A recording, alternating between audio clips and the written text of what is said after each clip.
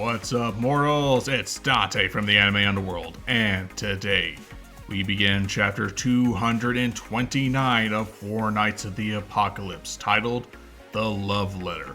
We start off with the fight continuing. Titans clash against Titans, with the 7 deadly sins continuing to relentlessly attack Cath, pushing themselves and the Usurper of Chaos to the brink, while Elizabeth continues her spell Perfect Time. The Holy Knights of Camelot and other civilians watch in amazement and possibly horror of these two groups clashing. Everyone is safe from harm for now. Everyone cheers on for the heroes, boo the villain, and at the end of the first page we see old man Bartra Leonis crying his eyes out for his beloved Elizabeth, knowing that she is willing to sacrifice herself for the kingdom that they live to serve and protect. Yeah, screw the supreme deity. Bartra is truly Elizabeth's real parent. He might not be her biological father, heck, not even spiritual father, but he raised Elizabeth nonetheless out of the kindness of his heart. But you know what would also add to this scene? Where the heck are Elizabeth's sisters? I have not seen them in a long time. Where are they? This is something that all of Elizabeth's family should have seen. Meanwhile, far from Leonis, in the realm of Camelot, the 4 Knights of the Apocalypse walk along a very jagged and possibly really dangerous cliffside, as Elizabeth's voice calls out to her beloved son, Tristan. The Nephilim prince walks forward, while Elizabeth is calling out to him, "I wish I could have held you close one more time, and watch you walk down the aisle with Isolde. But instead of that, I'll watch over you for all time." The young prince soon turns his head and looks very upset. Good old Percival is right to be concerned for the young prince, asking, "Something wrong, Tristan?" With the Knight of Pestilence saying, "I don't know, but I had a feeling that I could hear Mama's voice," as we cut to a double-page spread of Elizabeth in Perfect Time. This being the actual cover page of the chapter. Chapter 229, The Love Letter. Like I said in the last video, this form is amazing. It's so simple, yet divinely elegant. The wings, the feather-like material for her form, it's all great. I'm upset that it took us this long for Elizabeth to achieve some sort of special transformation. Imagine fighting against the Demon King in her own version of Assault Mode. It's sad that it took this long and under this circumstance. Cath continues fighting against the 7 deadly sins, swiping his arm and aims directly for all vitals, going directly for headshots. But did it work? Unfortunately, Cath should have realized by now that all of his attacks, surprise, motherfucker, do absolutely nothing. Meliodas is angry and unscathed, while his wife now talks to him, calling his name Meliodas. He starts monologuing. When Meliodas slashes Cath with an attack of hellfire, she tells him, "The long days I spent with you were pure happiness itself to me."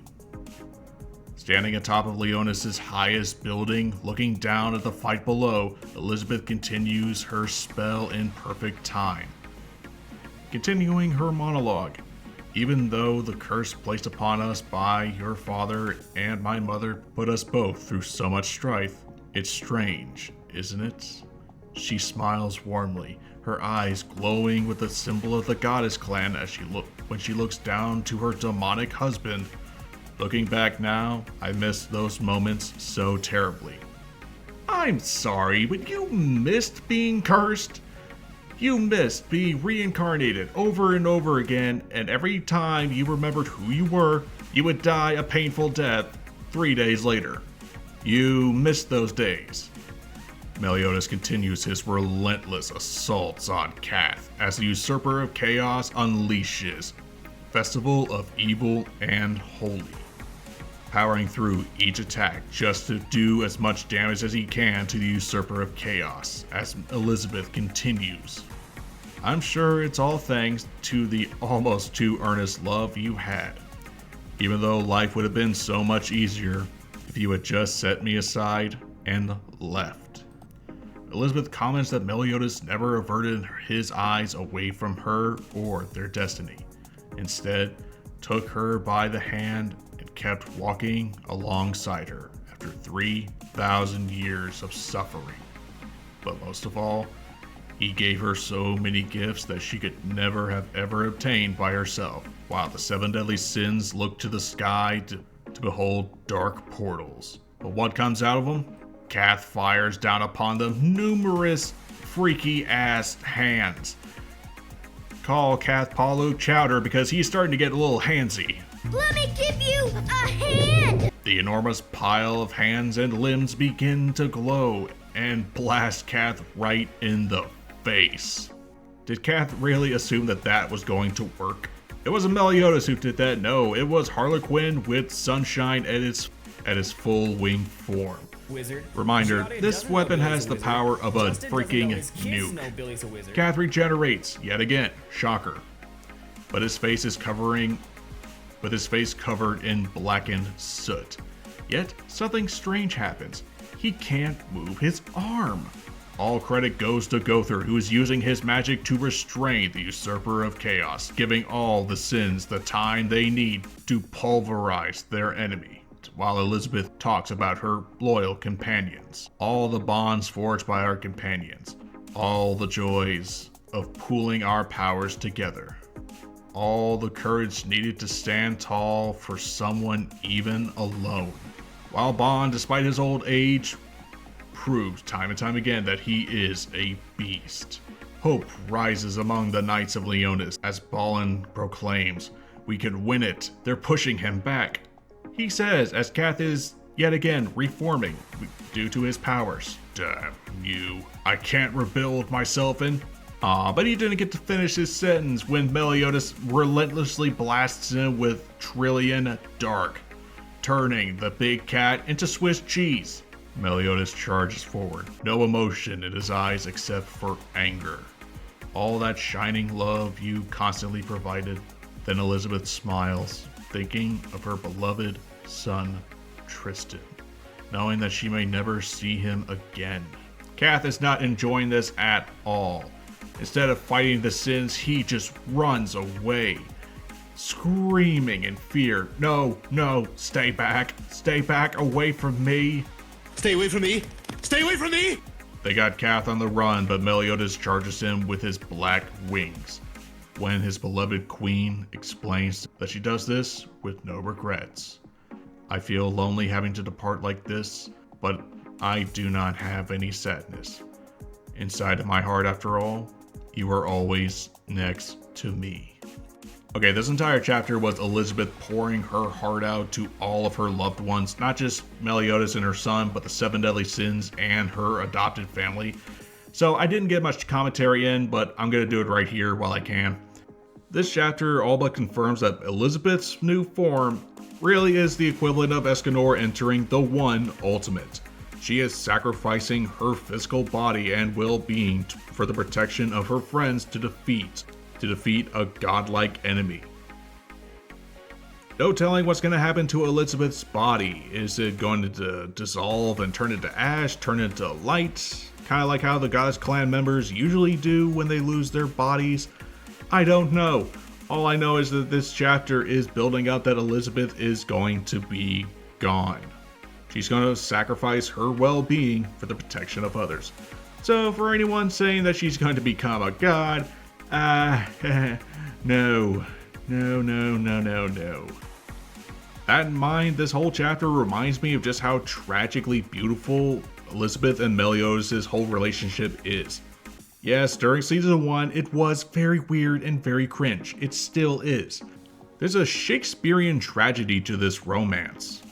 Despite all the weirdness, think about it. Remove all that, and what you have here is a story of cursed lovers. A demon prince and an angelic princess, cursed by their gods because they chose to love someone else. And for it, cursed to endure 3,000 years of psychological torment. All Meliodas had to do was let go. Forget about Elizabeth. Let her live whatever life she could as a human. and let him move on without her, but he never could. It's a far more tragic and twisted version of Romeo and Juliet. And I have a feeling it's going to be ending the same way. It certainly isn't your typical boy meets girl relationship. Keep your hands off my woman, understand me? Ignore that. Ignore that! Cath flees for his life away from assault mode Meliodas and slashes his hand, hoping to swat away the demon king of Leonis. He gets hit with just barely a scratch bleeding from the side of his cheek. But that is what Cath notices. He notices that Meliodas didn't fully heal in time. He actually started bleeding, which can only mean one thing. Elizabeth's perfect time is reaching its ultimate conclusion. She's holding out as best as she can for the sins to win against Cath. Pushing herself to the limit. While she can still draw breath, she cries to Meliodas and tells her husband that she will love him for all time. Meliodas proclaims with anger in his voice, "Cath, I will never let you have your way with Britannia."